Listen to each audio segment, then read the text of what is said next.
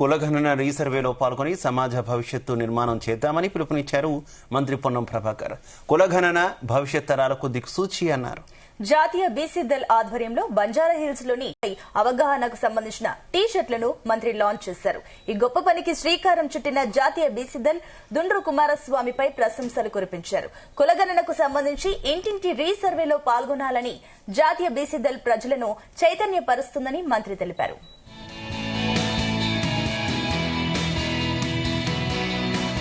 తెలంగాణ ప్రభుత్వం రాష్ట్ర వ్యాప్తంగా చేసినటువంటి కుల సర్వేకు సంబంధించి ఇంకా చేసుకొని కుటుంబాల వాళ్ళందరూ కూడా విధిగా చేసుకొని తెలంగాణ జనాభా లెక్కల్లో మీ పేర్లు ఉంచుకునే విధంగా మరి ఈ యొక్క అవకాశాన్ని వినియోగించుకోవాలని కోరుతా ఉన్నాం.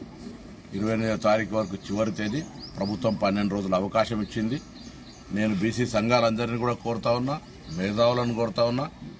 ఈ తెలంగాణ ప్రభుత్వం దేశవ్యాప్తంగా ఒక రోల్ మోడల్ మార్గదర్శకత్వం ఉన్న విధంగా ఈరోజు ఈ కుల సర్వే ప్రక్రియ చేపట్టే సందర్భంలో కొంత కుల సర్వేలో పాల్గొనని వాళ్ళు విమర్శిస్తా ఉన్నారు.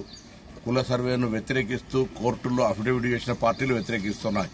ఇటువంటి సందర్భంలో బీసీ సంఘాల నాయకులుగా, బీసీ మేధావులుగా అందరి బాధ్యత జనములు అందరూ కూడా ఈ యొక్క సర్వేలో పాల్గొనేలా అన్ని రకాల కార్యక్రమాలను ప్రజలను చైతన్యపరిచే విధంగా చూడాలని కోరుతూ అందరికీ మరి